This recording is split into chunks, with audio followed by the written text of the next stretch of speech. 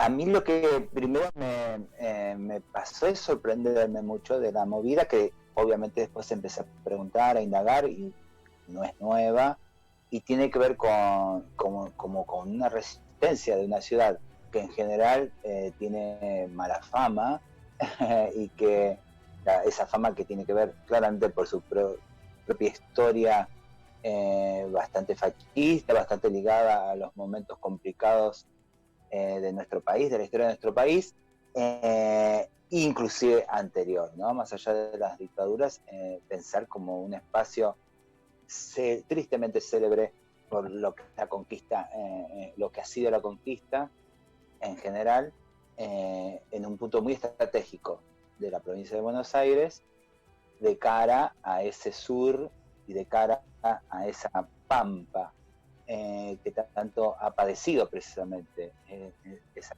persecuciones, esas colonizaciones, esas matanzas en nombre de progresos. Bueno, todo eso es lo que nosotras en general primeramente conocemos de una ciudad como Bahía Blanca, y conocía el nombre porque hay un tango que se llama Bahía Blanca, y porque yo empecé a escribir una obra de teatro en el 2001 que le puse Bahía Blanca sin conocer la ciudad, porque había algo de esa mala fama que tenía ese lugar que necesité escribirlo pensando ya en que esa ciudad era un país o que esa ciudad era una mirada gigante. Así que con todo eso llegué yo, eh, y obviamente como me pasa en todos lados, porque todos los lados son Bahía Blanca en muchos sentidos, en mayor o menor medida, también está la otra contrapartida de toda una resistencia, toda una otra construcción cultural que se diferencia de eso, como si se sostuviera en pensarse que no es destino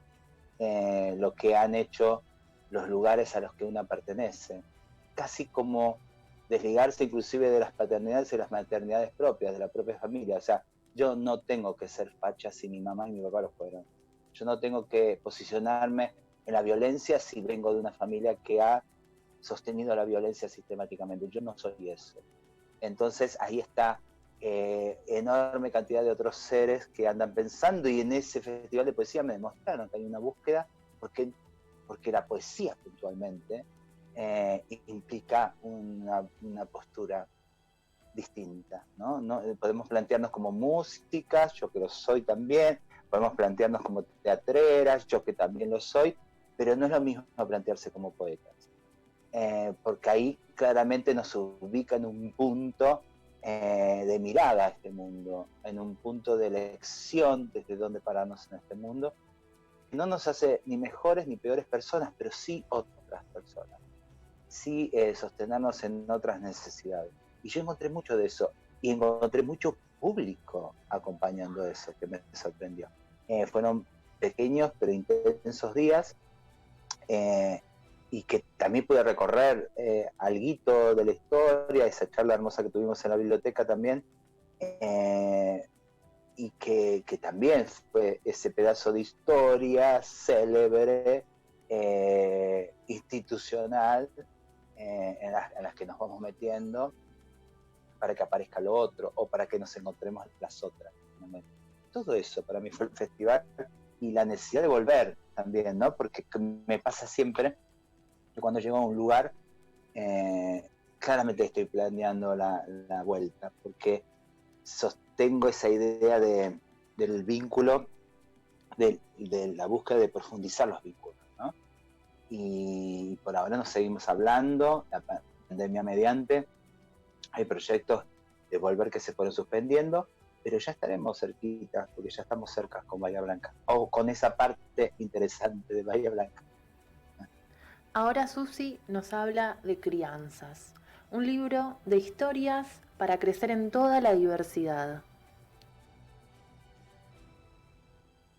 A mí me pasó mucho a raíz de Crianzas, el libro, como si se sistematizara algo alrededor de una literatura puntualmente, que yo ya venía haciendo desparejamente, digamos. Empecé como actriz haciendo mucho teatro para las crianzas, escribiendo mis primeros mis primeros intentos de dramaturgia con espectáculos para infancia, para las crianzas, ¿no? Y dándome cuenta, mirando para atrás, de ese intento de sostenernos y de meternos y bancarnos, estar adentro del mundo de las crianzas. Es un mundo absolutamente profundo y absolutamente noble, diría, en el sentido más bello de la palabra, porque es algo que no te va a mezquinar si te acercas con tu propia sinceridad y con tu propia ética de niña no perdida, de niña no abandonada, digamos, ¿no? No como una adulta seria que viene a contar y a enseñar, sino como esa niña que intenta seguir siendo. Y eso claramente las crianzas lo sienten. Yo lo pude comprobar desde el cuerpo, primero como actriz, y también en el intento de no subestimar a todas las infancias, que no hay que hablarle porque suponemos que así van a entender mejor el mensaje que suponemos que necesitan que le transmitamos. Todo lo contrario, hay todo un mundo que yo lo aprendí desde el lenguaje corporal, desde el lenguaje del teatro primero, y que después fueron palabras. Y que también en ese intento de dramaturgia que les estoy contando, era posible imaginar escenas donde un espantapájaro se enamorara de un extraterrestre y no suponer qué géneros tenían y si eso estaba bien o estaba mal, sino claramente la sensación del juego vital de dos seres que se enamoraban y que se necesitaban y se hacían bien. Y que eso era recontra re bien recibido, inclusive lejos de una intención activista de contar desde la diversidad nada, sino per se, porque cómo no se va a enamorar este espantapájaro tan hermoso que tenemos de este extraterrestre tan bello que acaba de aparecer. Y eso en la mirada esa que hablo noble de las infancias, de las crianzas, fluye y está bien y es hermoso. Y entonces yo ahí después empecé a mirar a partir de crianza, que vuelvo a repetir, no es un libro que ha sido gestado para las crianzas, sino es un libro que intentaba y sigue intentando pensar un mundo adulto, un fracasado mundo adulto, un complicado mundo adulto, un disciplinador mundo adulto, que antes que pensarles en qué ibas a escribir, después lo tomó las infancias, después lo tomaron las crianzas en las escuelas, en las familias, no sé, es impresionante las devoluciones que tengo ya claramente después de las propias crianzas, a través de dibujos, a través de mensajes, a través de preguntas, a través de la participación que van pudiendo tener y de ese acercamiento del que hablaban ustedes, que me lo cuentan, que me lo dicen, que me lo preguntan, que me lo agradecen. Pero no fue un libro pensado desde ahí. Yo no pensé nunca puntualmente, aún cuando hacía teatro para las infancias, que tenía que pensar de una forma distinta como pienso la literatura toda, como pienso una poesía toda, como pienso una obra de teatro toda, ¿no? Porque no hay nada que ablandar, achicar, acomodar a un lenguaje que no es el que yo misma necesito para mí como artista, que sigue teniendo su niña vigente, intentando sostenerme en esa nobleza, en todo caso, que vamos perdiendo por ser adulta, ¿no? Eso, así que para mí es un... y después te digo, aprender de las grandes maestras, la mejor, la más grosa de todas, que es María Elena Walsh. Cuando a mí me preguntan qué literatura y qué propondrías que discuta el género y que tenga una mirada feminista para pasarle a las niñas que se está escribiendo hoy, yo digo, no, volvamos a María Elena, porque María Elena no usaba la palabra trans, pero María Elena ya había enamorado de teteras, de tazas de café y todo, ¿me entendés? Y una chicharra con un grillo, se enamoraron, no importa los géneros a los que pertenecían, las especies, o sea, ya pudo desde el juego y desde esa nobleza de la que estoy hablando, y me atrevo a poner esa palabra dura para sostenerla dentro de nuestros discursos, bellamente, poéticamente, de una forma natural, ¿no?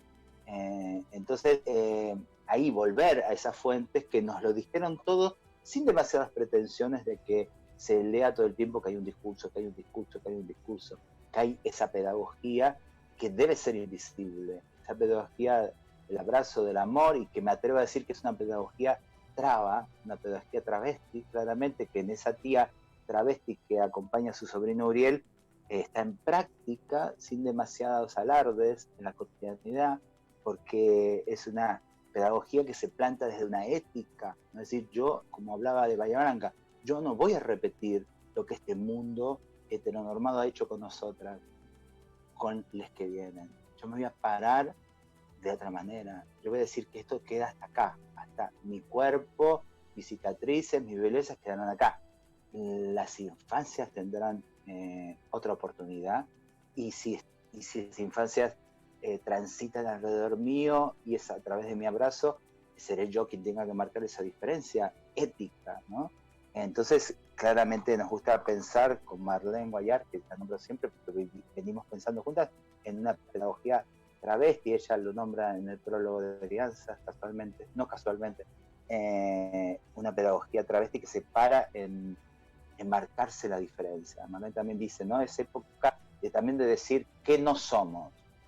No somos la historia de Bahía Blanca nefasta. Somos las generaciones de la memoria de Bahía Blanca. Somos las generaciones que nos sostenemos de lo poético, pensando que lo poético no es solamente la rima de palabritas, sino es una mirada atenta y ética sobre los vínculos con el mundo, con la naturaleza, con la comunidad, con la otra, con el otro. Digo, eso sería, digamos, como el pararse. No somos esa historia. No voy a repetir la violencia de esas familias que nos han expulsado de hogares a nosotras. No voy a repetir eso. No voy a ser la maestra o el maestro o la escuela que sostiene violencia sistemáticamente y que no entiende y no puede leer que hay otros cuerpos, que hay otras ideas. No voy a hacer eso. Si tengo que ser la docente, el docente, voy a plantearme éticamente desde otro lado, aunque no me acompañe el sistema, ¿no? Es eso, digamos, como poner en práctica en las micros políticas, en todo caso, esas diferencias. Me parece que esa es una pedagogía que intentamos llamar traba, porque en todo caso viene rompiendo lo binario, que es lo que venimos discutiendo. Lo binario nos trajo hasta acá. Lo binario quemó la selva del Amazonas. Lo binario nos trajo a esta pandemia. Lo binario nos trajo a esta desigualdad. Lo binario nos viene a domesticar y aunque no sea de profeso, que yo creo que sí lo es, ya nos ignora, porque ignora todo lo que no es binario. Porque quien te da clases en la escuela supone que está frente a heterosexualidad, nada más. Y eso ya es una violencia naturalizada. Porque un partero, porque un médico, una enfermera, cuando trae al mundo una infancia, supone que trae heterosexualidad. Y eso es una violencia naturalizada. Porque enseñamos 2 más 2, 4, suponiendo que quien recibe es un heterosexual, una heterosexual. Y en esa naturalización no solamente descartamos, sino generamos claramente una gran invisibilidad y le generamos a una personita una profunda violencia que le cuesta a veces toda la vida o muchos años de su vida para salir y para empoderarse, para decir yo soy, pese a todo eso naturalizado, ¿no?